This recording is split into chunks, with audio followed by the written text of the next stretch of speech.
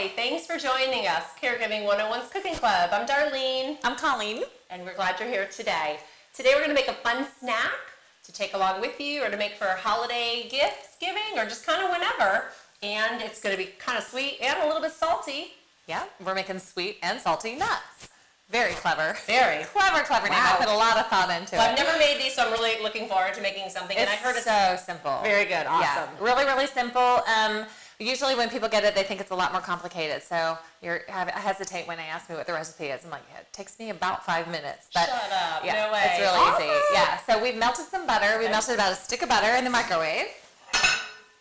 And we're going to stir in a half a cup of brown sugar.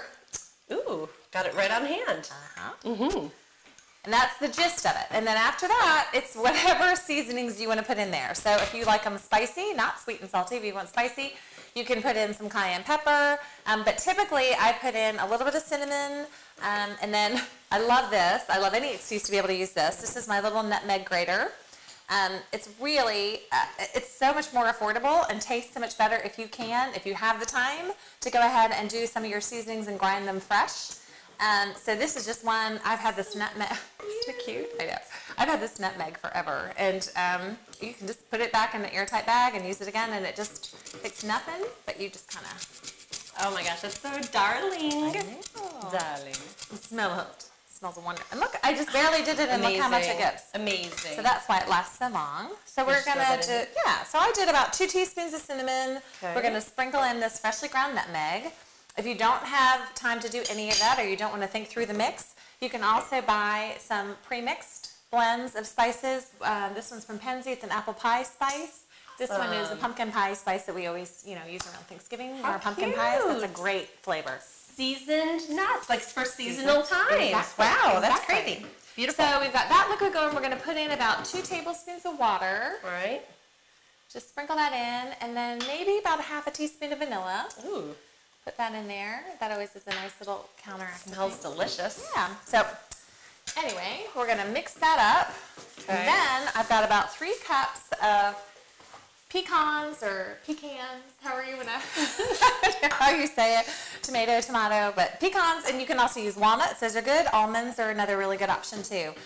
It's just a really great way to just have some snacks around. It's really hard sometimes to just get your loved one's appetite going if they're recovering from something. Their body's hard at work doing all that healing, and the appetite is one of the first things to go. So great. It's just great to have that on hand when they do just need a little bit of snack, or like you say, a lot of times it's really good to have it just on hand if you're out of the house and you need something to just kind of keep their blood sugar up. And all right, so now what do I do? So now you're going to pop it in the microwave, and all you need to do is for about 5 to 7 minutes in 1-minute increments.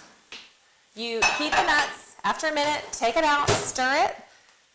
Be aware that after you do this a couple times, that pot is going to get hot, so you need to get hot pot. Okay. So you do need to use a 10-minute or oven mitts, right? Exactly. Great. So, but again, your loved one, if you want to incorporate their help in this, then they can help you with the stirring. They can pour in the ingredients, and then once we're done, you basically just prepare a pan like this. I put some wax paper on it or some parchment paper, and you spread the nuts out on that and let it cool, and then you sprinkle a little bit of salt, maybe 1 to 2 tablespoons, depending upon your sodium and your taste, your blood pressure, whatever. But that's kind of a nice offset to all of the sweet. And allow them to cool, and as they cool, the coating will get a little bit harder, and we'll be good to go. Awesome. So let me show you. This is the final product. This is what we've done before. Now, can I use other nuts if I wanted to?